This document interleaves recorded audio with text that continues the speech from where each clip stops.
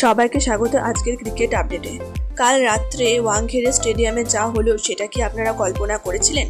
রেকর্ডের পর রেকর্ড, একদিকে আরসিবির 240 রানের পাহাড় আর অন্যদিকে রজাত পাটিদারের সেই বিধ্বংসী তাণ্ডব।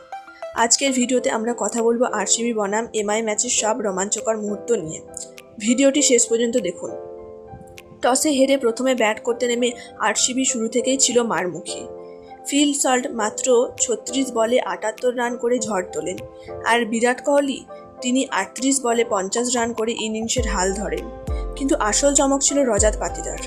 মাত্র 17 বলে 53 রান করে তিনি মুম্বাইয়ের বোলারদের তুলোধনা করেছেন। ফলাফল নির্ধারিত 20 ওভারে 4 উইকেটে 240 রান, যা মুম্বাইয়ের বিপক্ষে আরসিবির ইতিহাসে সর্বোচ্চ স্কোর। 241 রানের বিশাল লক্ষ্যেও তাড়া করতে নেমে মুম্বাই শুরুটা ভালোই করেছিল, কিন্তু দুর্ভাগ্যবশত রোহিত শর্মা 19 রান করার পর হার্মস্ট্রিং ইনজুরির কারণে মাঠ ছাড়তে বাধ্য হন। এটা মুম্বাই ভক্তদের জন্য বড় একটা ধাক্কা। এরপর রিকলটন 37 রান করলেও তিলক বর্মা আর সুয়েশ শর্মার বলে আসা যাওয়ার মিছিলে মুম্বাই চাপে পড়ে যায়। ম্যাচের মাঝে একটি আবেগঘন মুহূর্ত ছিল যখন কিংবদন্তি গায়িকা আশা ভোসলের প্রয়াণে ক্রিকেটাররা হাতে কালো ব্যান্ড করে সম্মান জানান।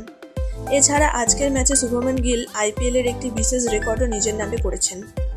আপনাদের কি মনে হয় রোহিত শর্মা সুস্থ হয়ে পরের ম্যাচে ফিরতে পারবেন?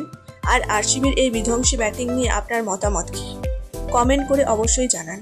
ভিডিওটি ভালো লাগলে লাইক দিন, আর নিয়মিত ক্রিকেট আপডেট পেতে চ্যানেলটি সাবস্ক্রাইব করে রাখুন। দেখা হবে পরের ভিডিওতে। ধন্যবাদ।